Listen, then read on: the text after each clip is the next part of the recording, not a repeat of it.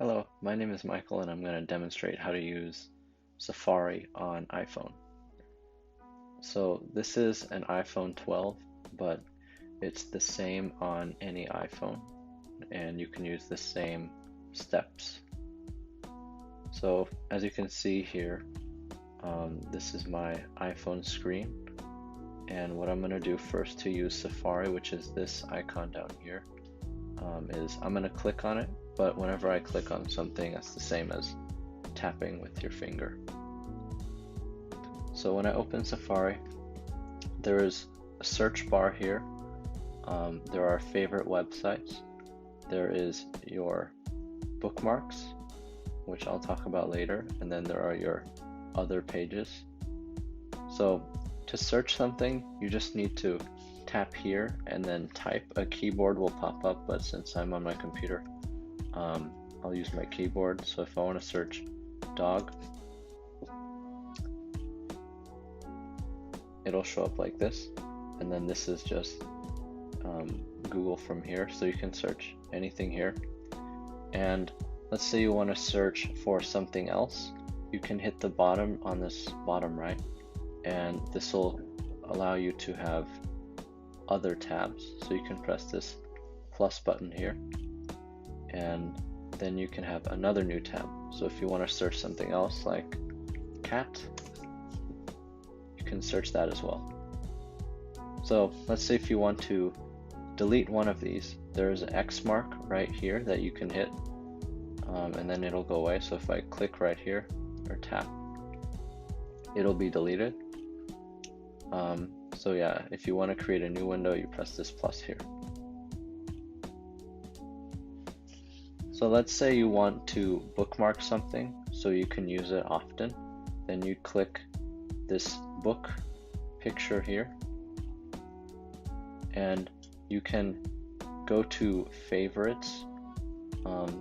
That can be websites that will show up, and if you want to add or delete, you press edit, this button here, and this red button will make it delete, and then you press this and it will be gone.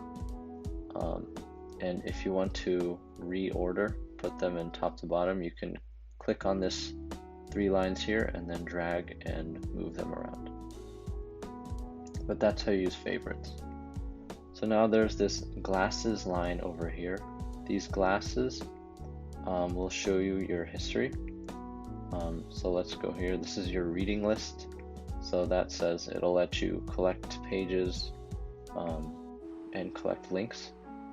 And this will be your history. So this will be all of the past websites that you visit. So even if you close it, you can still access, you can still find what you searched before. So if I click on my dog link, it'll take me back to my dog website.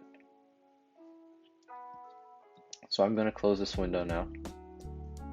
And there's one last thing I want to show is this private window.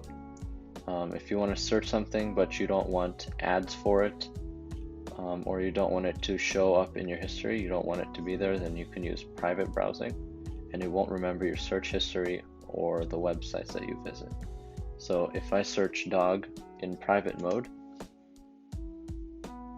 as you can see, it shows up here. But now if I go to the bottom right and I delete it, and then there's no more pages, and let's say I'm done, so I'll press done here. Now if you go into your history with this book right here, it doesn't show except for the one time that I searched dog. So it didn't show the time that I searched dog in private browsing. And that's how you use history. And then that is pretty much it.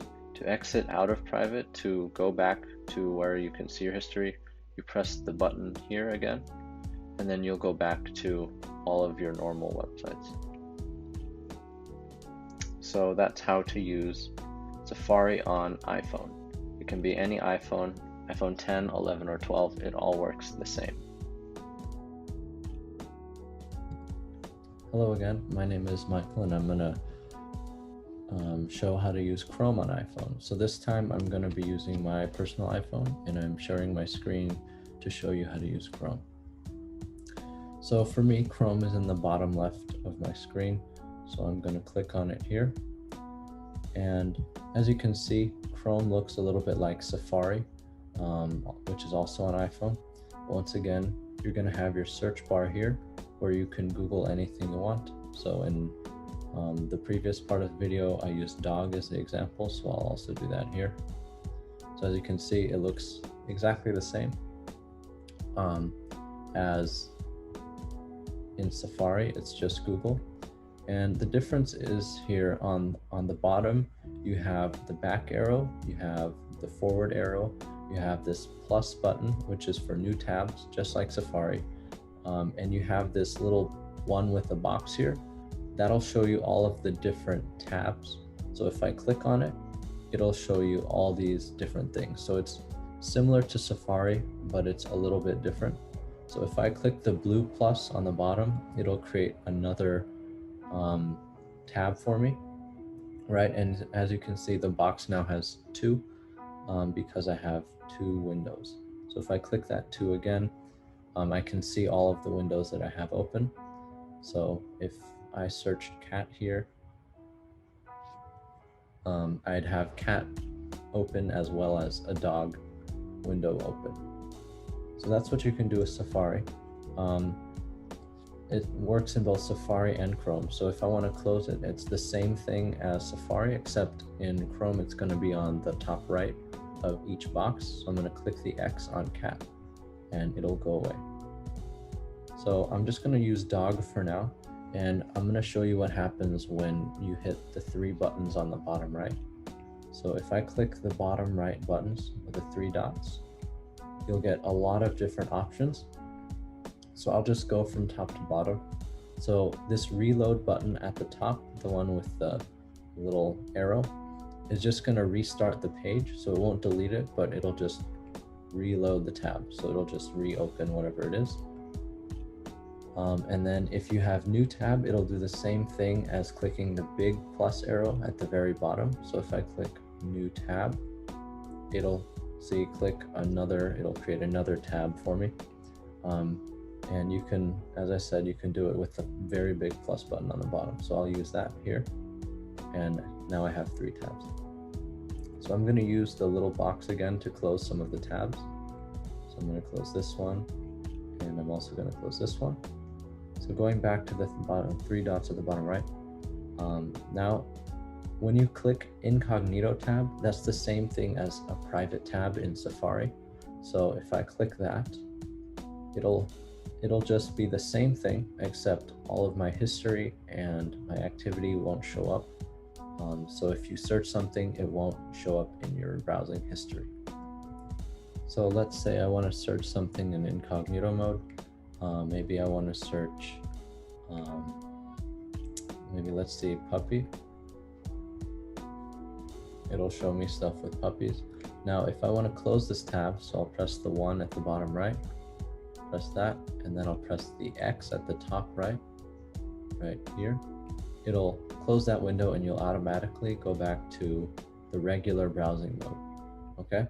So that's what an incognito tab is. It just means private.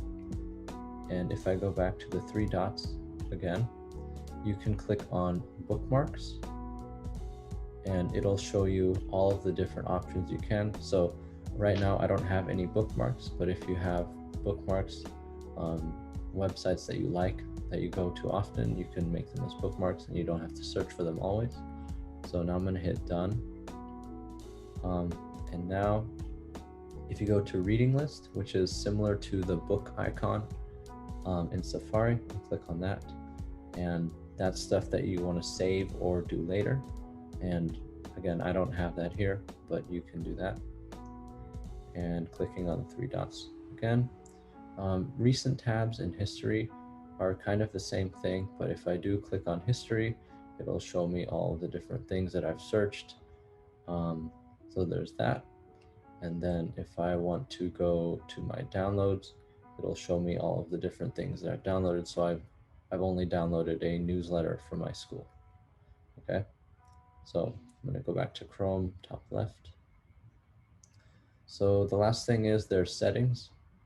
And then there's a bunch of things that you can do in settings. I'm not going to talk about all of them, but you can set your search engine to be something different. If you like Bing better, or Yahoo, or DuckDuckGo, or any of these, you can select it, but I'm just going to keep it as Google. And there are all these different options as you scroll down. With passwords, that's like if you sign into something, you can have the option to save your password.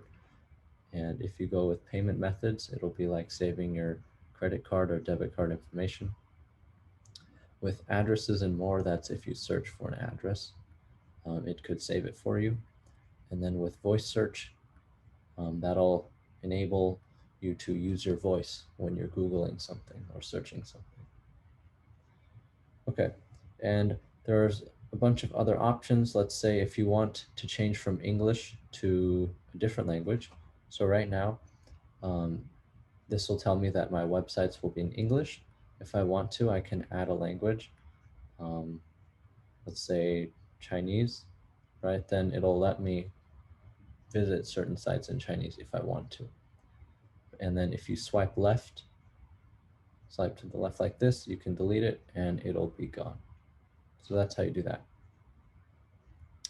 And then these bandwidth and stuff like that, I'm not going to get into, but that's more advanced. So that is pretty much everything on how to use Google Chrome.